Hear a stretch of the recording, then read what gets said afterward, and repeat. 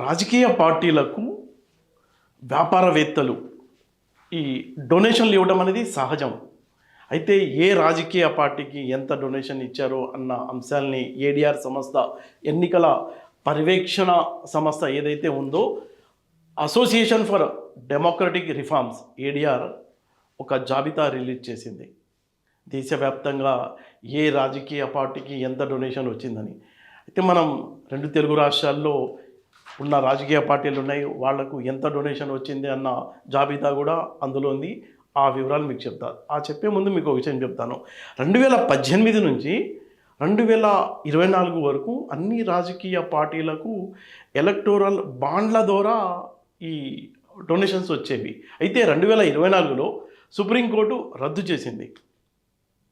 రద్దు చేస్తే అంటే సవాలక్ష మార్గాలు ఉంటాయి కదా, వాళ్ళు ఏం చేశారు, ఎలక్టోరల్ ట్రస్ట్ పేరుతో ఒక ట్రస్ట్ పేరు పెట్టుకుని కంపెనీలు ఏం చేస్తున్నాయంటే ఆ ట్రస్ట్ ద్వారా రాజకీయ పార్టీలకు డొనేషన్లు ఇస్తున్నాయి.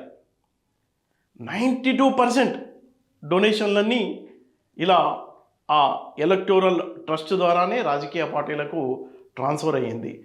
గత అంటే 24, 25 అలాగే అంతకుముందు 23 నుంచి ఇప్పటి వరకు ఏ రాజకీయ పార్టీకి, రెండు తెలుగు రాష్ట్రాల్లో ఉన్న ఏ రాజకీయ పార్టీకి ఎవరు ఎంత డొనేషన్ ఇచ్చారన్న అంశాలను కనుక మనం చూసుకున్నట్లయితే, అయితే ప్రభుత్వం నుంచి కాంట్రాక్ట్ అసలు ఎవరు ఇస్తారు అనేది మనం ఇవ్వం కదా పార్టీలకు డొనేషన్లు. ఎవరు ఇస్తారంటే ప్రభుత్వం నుంచి ఎవరైతే కాంట్రాక్ట్లు పొందుతారో వాళ్ళు ప్రత్యేకించి ఈ ఎలక్టోరల్ ట్రస్ట్ అని ఏర్పాటు చేసుకుని కంపెనీ నుంచి ట్రస్ట్కి, ట్రస్ట్ నుంచి పార్టీకి ఫండ్ ట్రాన్స్ఫర్ చేశారు.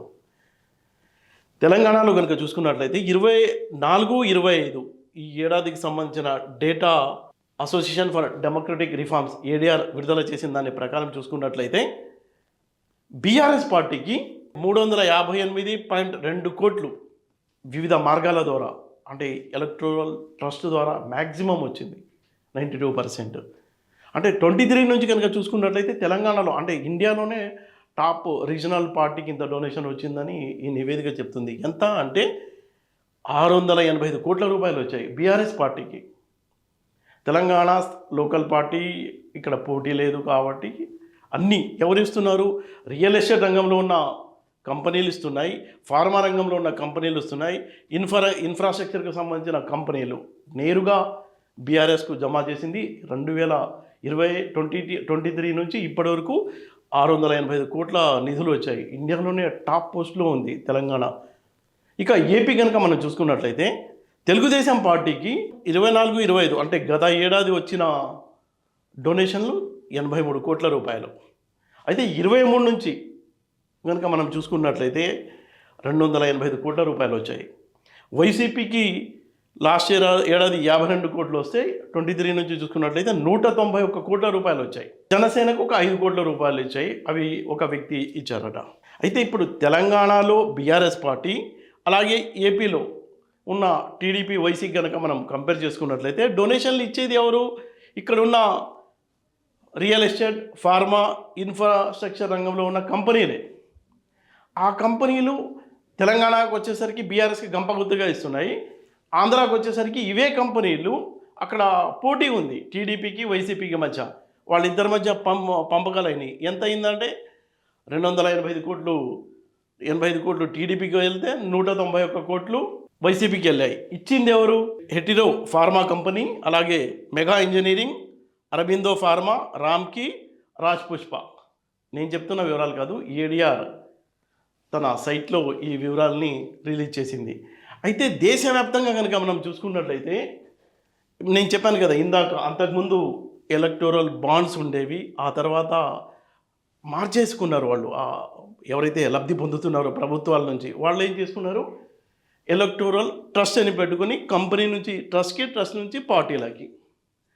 ప్రధానంగా దేశవ్యాప్తంగా ప్రుడెంట్ ఎలక్టోరల్ ట్రస్ట్ 1000 కోట్ల రూపాయలు వివిధ రాజకీయ పార్టీలకు డొనేషన్ ఇచ్చింది.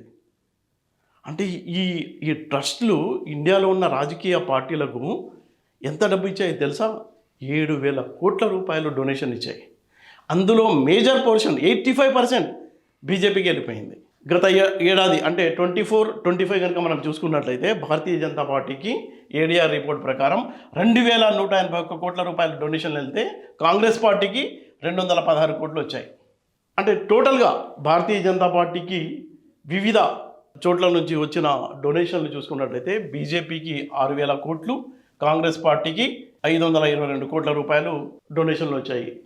అయితే ఇప్పుడు ఏదైతే ఈ సిస్టమ్ ఉందో ఎలక్టోరల్ ట్రస్ట్ ద్వారా ఇలా భారీ ఎత్తున పంపింగ్ రాజకీయ పార్టీలకు ఇస్తున్న నేపథ్యంలో ఎవరు ఇచ్చారు, ఏ పార్టీకి వెళ్ళింది అన్న సమాచారం కూడా క్లియర్గా ఉండదు అని ఏడీఆర్ చెప్తుంది. అయితే రిపోర్ట్ కనుక మనం చూసుకున్నట్లయితే అధికారంలో ఉన్నప్పుడైతే పార్టీలకు భారీ ఎత్తున డొనేషన్లు వస్తున్నాయి, తర్వాత అధికారం కోల్పోయిన వాళ్ళకి తక్కువ వస్తున్నాయి. అనేది స్పష్టంగా తెలిసిపోతుంది. అప్పట్లో బీఆర్ఎస్ పార్టీకి అంత భారీ ఎత్తున ఆ 10 ఏళ్ల పాటు అధికారంలో ఉంది కాబట్టి 685 కోట్ల రూపాయల డొనేషన్లు వస్తే, వైసీపీకి కూడా బాగానే వచ్చాయి 191 కోట్లు. గత ఏడాది ఇప్పుడు పవర్లో లేదు కాబట్టి 52 కోట్లకు పడిపోయింది. అలాగే బీఆర్ఎస్ పార్టీ కూడా 358 కోట్లకు పడిపోయింది. కాంగ్రెస్ అయితే చూడవచ్చు మనం, దేశవ్యాప్తంగా ఉన్న ప్రతిపక్ష పార్టీ ఎంత డిఫరెన్స్ ఉంది అంటే బీజేపీకి 6,000 కోట్ల రూపాయల డొనేషన్లు వస్తే కాంగ్రెస్ పార్టీకి 522 కోట్ల రూపాయల డొనేషన్లు రావటాన్ని బట్టి మనం చూడవచ్చు. అంటే వ్యాపారవేత్తలు కూడా ఎవరైతే వాళ్ళకు మళ్ళా ప్రయోజనం రిటర్న్ వచ్చిందో అక్కడే పెట్టుబడి పెడుతున్నారనడానికి కూడా ఇది ఒక ఎగ్జాంపుల్గా మనం చెప్పుకోవచ్చు.